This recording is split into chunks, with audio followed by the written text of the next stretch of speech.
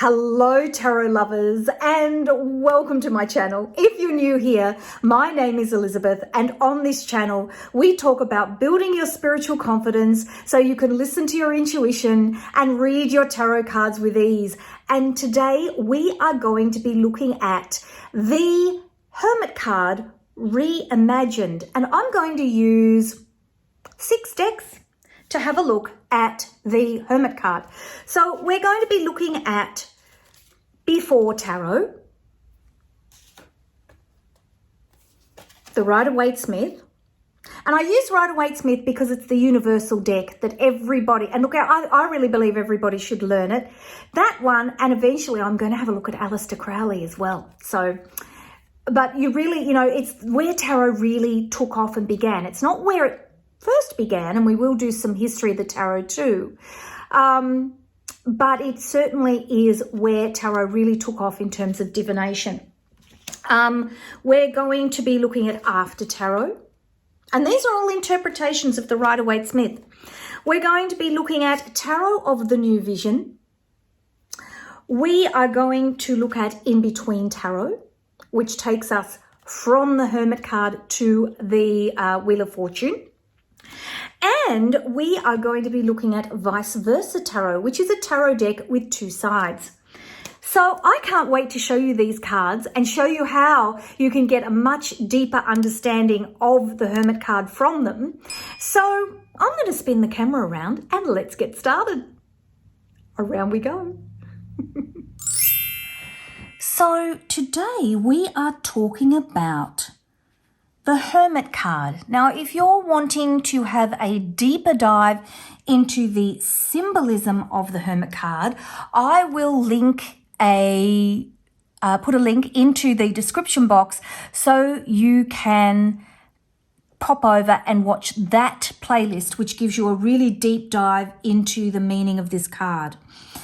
Today, we are going to look at Before Tarot, Rider-Waite-Smith Tarot, After Tarot, Tarot of the New Vision, In Between Tarot, and Vice Versa Tarot. And of course, this is the next card, which is the Wheel of Fortune. The idea being that I'm going to try and give you a deeper dive into the Hermit card to just increase your understanding.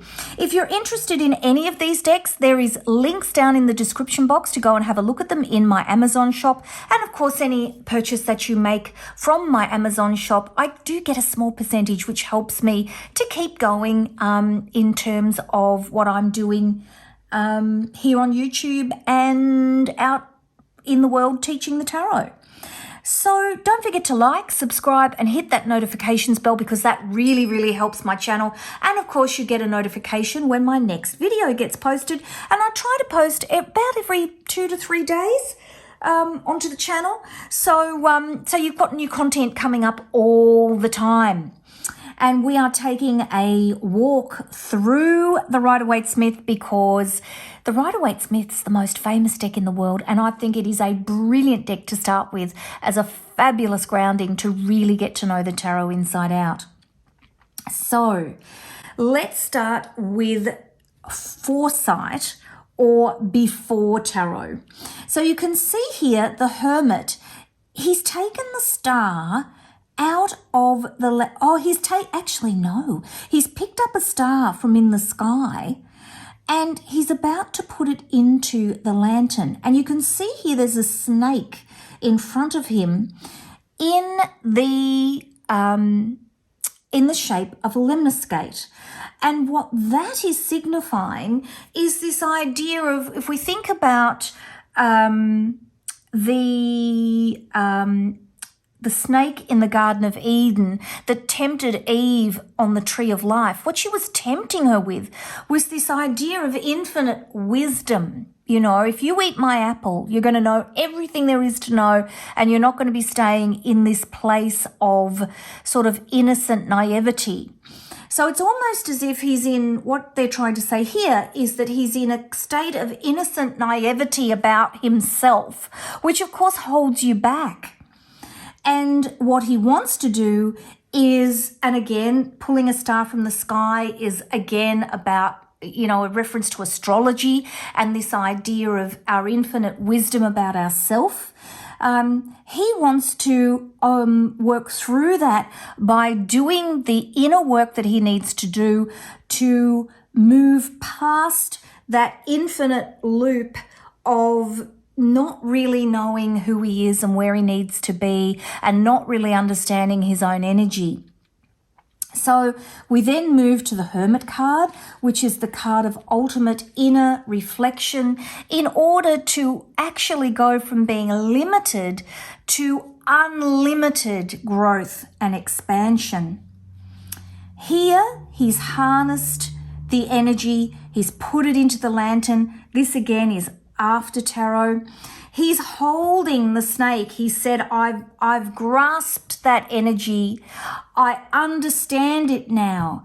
The snake is with me. It's become my staff. My wisdom is now what leads me forward and supports me, rather than being something that I don't really understand and becomes this ever looping, infinite way of being that doesn't shift or change. He's got taken the black dog off his shoulder. We always think of the black dog as being like that, you're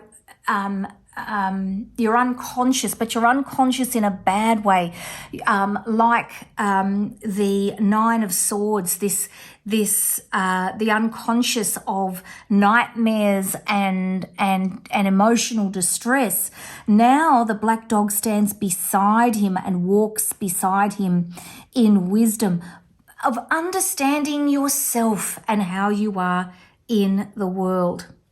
Here, he looks outwards into the night, knowing that he has the Macabre Star or his inner wisdom to light his way. Even though, and this is Tarot of the New Vision, even though we see the snake here, and it's interesting, it's a black snake, so it's representing the temptation, maybe a traditional symbol of evil that can overcome you if you don't take that time out to do the inner reflection that you need. Here we've got in between tarot. So we're looking at the Wheel of Fortune and the Hermit. And this is the card that takes us from one to the other. So this is I'm really enjoying this deck. I'm finding it really, really interesting because it's actually making a card that literally sits between these two, that takes you from this one to this one, so that we actually are able to see a blending of the meanings. Because the more study that I'm doing on the Rider-Waite-Smith, the more I'm realizing that the order of the cards is well argued, but really quite intentional. Really intentional. And of course, the tarot evolved. There is no one person who wrote the tarot. It started in the 14th century. Arthur Waite, and there are other people of I don't know what you would call them, people who studied esoteric wisdom with the Golden Dawn, who also came up with their own decks. And I believe part of joining the Golden Dawn was coming up with your own tarot deck. They have come up with their interpretations of the tarot as well. So this is just a particularly good interpretation with a lot of very traditional symbolism that helps us. And when you understand symbolism, all parts of your life come alive because you see things and you know what they mean. So looking at this card from In Between Tarot, you can see that he is sitting on the world. And it's interesting because the world has actually got music on it. So it's almost as if the world is, well, you could say playing him. And sometimes maybe we do feel like that. And the Wheel of Fortune in particular is about the karma and the swings and roundabouts of energy that happen in our lives. And here you can see that he's sitting right on the world, and he's inward reflecting. So he's thinking to himself, what are the things I need to be super aware of as I go out into this massive challenge? You can see here the light energy that is being directed towards the lantern comes from the 4 elements. So we have fire, water, air, and earth. So they haven't quite used the traditional colors. So the traditional color of fire is red. The traditional color of water is blue, of air is yellow, and of earth is green.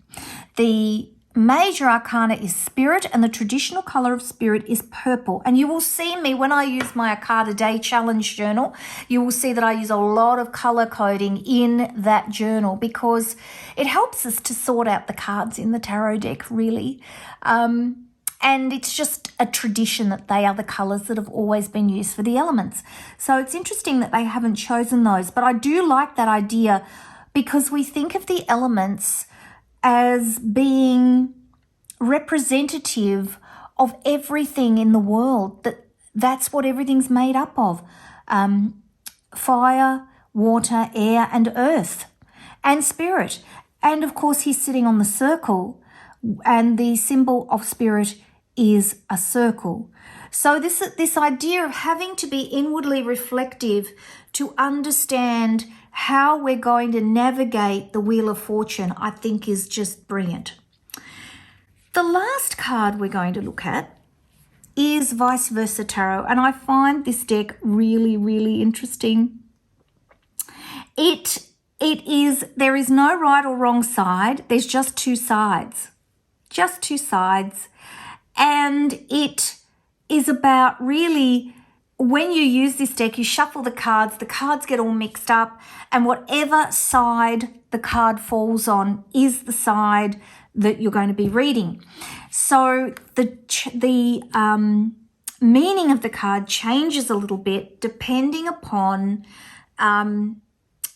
which side you're looking at. So this side in particular, you're looking at an egg here, which represents new life, or the new life that comes from looking inwards and working on your inner wisdom and inner knowing. So here the egg is surrounded by the snake, and the snake is a traditional symbol of wisdom. And you can see there's also a snake on his staff here as he walks forward with the brilliantly lit lantern, which contains the Macabre star, or the inner light, or your inner energy that you're trying to access. And then on this side, we see the back of him, and we can see here that he's got 2 dogs here, which I'm wondering if they may represent masculine and feminine energy. And certainly I'm wondering if there is a hark back to the moon card here, or feminine energy here in the moon representing your emotion. So getting in touch with your emotion and being able to set yourself free as you release the bird off the back of your hand. So this is a side of the card where I think it's about recognizing the shadow side of harnessing your own inner wisdom. And this side is about the conscious side of it. You can see here the light is shining on his face. He's looking out and he's ready to step out on his journey. Whereas on this card, this side, it's darker and it's more about him releasing what it is that he needs to release in order to have that inner knowing. So that is our deeper understanding of the Hermit. I do have links to all of these decks if you would like to go and have a look at them in my description box. And of course, the very first video, there's a whole playlist on the Tarot Reimagined where I've used these decks, and the very first video gives you a walkthrough of each one of the decks that I am using. So I do hope you have enjoyed this video. The Wheel of Fortune, of course, is our next card, and I cannot wait to talk about this card. There is so much symbolism in that card, as I'm sure you can see, and to me, it's the halfway mark. I can't believe we're at the halfway mark of doing these deep dives into the symbolism of each one of the Rider-Waite-Smith cards, and of course, this particular card, it's a halfway point. It's a recognition of the journey of the major arcana, and it certainly is a card that is just, I can't get over the amount of symbolism. There's a lot to talk about in this card.